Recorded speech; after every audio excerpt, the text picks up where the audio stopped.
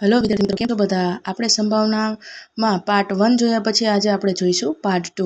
જેમ કે પાર્ટ 1માં આપણે જોયા હતા કે સંભાવનામાં 4 અલગ અલગ પ્રકારના દડાઓ સંભાવના શોધવાની આવે છે, જેમાંથી પહેલી સંભાવના આપણે જોઈ હતી કે જેમાં આપણે સિક્કા ઉછાળની કે સિક્કા ઉપર છાપ આવશે અથવા તો કાટ આવશે તેની સંભાવના કેટલી, એ સિવાય આપણે એના માટેનું એક સૂત્ર જોયું હતું અને બીજી નાની નાની બાબતોની વાત કરી હતી। આજે આપણે બીજો દાખલો જોઈશું કે જે છે એક થેલામાં લાલ, ભૂરો અને પીળા એમ 3 સમાન કદના દડા છે। થેલામાં જોયા વગર એક દડો થેલીમાંથી યાદચ્છિક રીતે પસંદ કરે છે, તેને પસંદ કરાયેલો દડો પીળો હોય, લાલ હોય, ભૂરો હોય તેની સંભાવના કેટલી? તો આન્સર છે કે જોયા વિના આપણે દડો પસંદ કરવામાં આવે છે, માટે આ એક કેવી છે સમસંભાવની ઘટના છે જે આપણે બાબત યાદ રાખવાની છે। આ દાખલામાં કંઈ જ નથી, ત્રણે એક એક દડો છે અને એમાંથી કયો દડો આવે તેની સંભાવના શોધવાની। તો સૌથી પહેલા આપણે શોધીશું કે સત્ય પરિણામો બરાબર 3। શા માટે? કારણ કે પીળો રંગ હોય અથવા તો લાલ રંગ અથવા તો ભૂરો રંગ, એમાં આપણી પાસે 3 પ્રકારના અલગ અલગ એક નંગના દડા છે, માટે એની સંભાવના 3 થશે।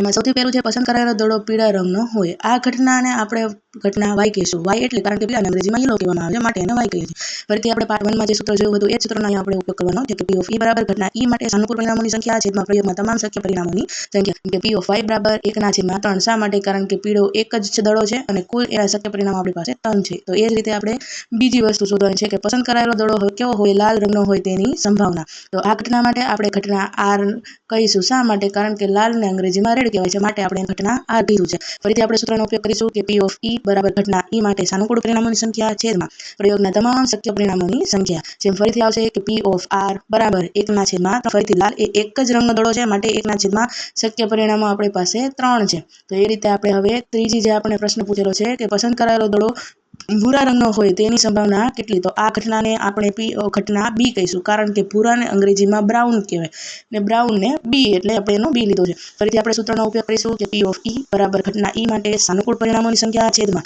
પ્રયોગના તમામ શક્ય પરિણામોની સંખ્યા। ફરીથી P of B બરાબર 1/3। ફરીથી ભૂરા રંગનો એક જ દડો છે, માટે ઉપર 1 આવશે અને છેદમાં શક્ય કુલ પરિણામો આપણી પાસે 3 છે।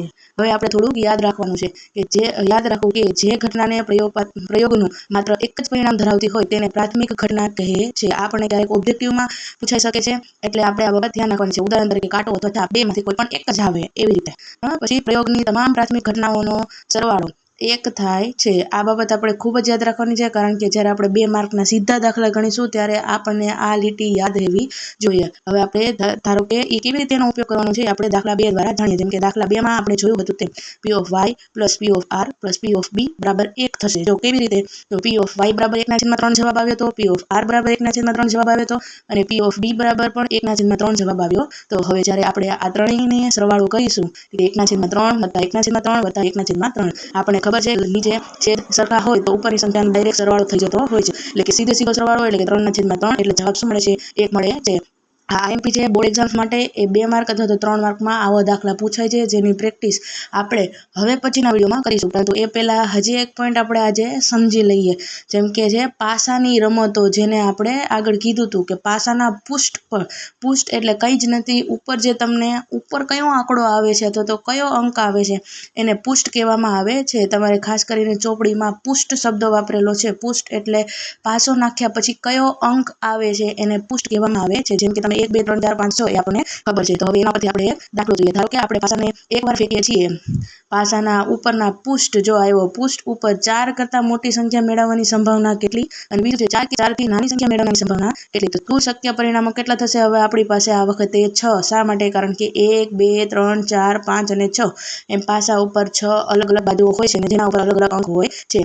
હવે ખાસ ધ્યાન રાખવાનું છે, સૌથી પહેલા શું કીધું? 4 કરતાં મોટી સંખ્યા મેળવવાની સંભાવના। જો 4 કરતાં મોટી કીધી છે, 4 ખુદનો આમાં સમાવેશ થતો નથી। 4 કરતાં મોટી સંખ્યા કઈ છે? પાસામાં 5 અને 6 બે જ સંખ્યાઓ આવે છે। યાદ રાખવાનું છે પાસામાં 4 કરતાં તો અનેક સંખ્યાઓ મોટી છે, પરંતુ આપણે ખાલી પાસામાં જ 4 કરતાં કેટલી મોટી સંખ્યાઓ છે એને ધ્યાનમાં લેવાની છે। ફરીથી આપણે સૂત્રનો ઉપયોગ કરીશું P of E બરાબર ઘટના E માટે સાનુકૂળ પરિણામોની સંખ્યા છેદમાં પ્રયોગના તમામ શક્ય પરિણામોની સંખ્યા। તો આ વખતે ઉપર 2 આવ્યું, શા માટે? 5 અથવા 6 બેમાંથી કોઈ પણ એક વસ્તુ આવી શકતી હોય છે, માટે શું કર્યું છે કે 2/6 કુલ 6 પરિણામો અને એના છેદ ઉડાડશું એટલે 1/3 જવાબ આવશે। છેદ ન ઉડાડો તો પણ ચાલે।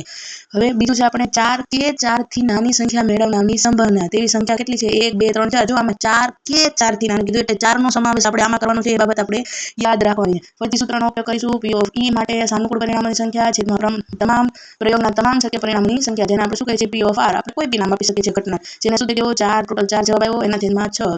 જો એક આવી શકે અથવા 2 આવી શકે અથવા 3 આવી શકે તો 4 આવી શકે એટલે ઉપર 4 આવ્યા અને છેદમાં 6 હવે જો એને તમને છેદ ઉડાડતા એક દાખલામાં શીખવાડી દઉં છું જેમ કે 2 × 2 છેદમાં 2 × 3 એટલે કે ઉપરથી એક વખત 2 ઉડ્યો અને નીચેથી બીજી એક 2 છે એ ઉડી ગયો એટલે એવી રીતે છેદ ઉડાડીએ તો ઉપર શું વધે 2 વધે અને છેદમાં 3 વધે તો આ બાબત આપણે શું કરવી છે યાદ રાખવી છે ફરીથી મળીશું એક નવા વિડીયો સાથે અને તેમાં કંઈક નવા દાખલા શીખીશું ઓકે બાય બાય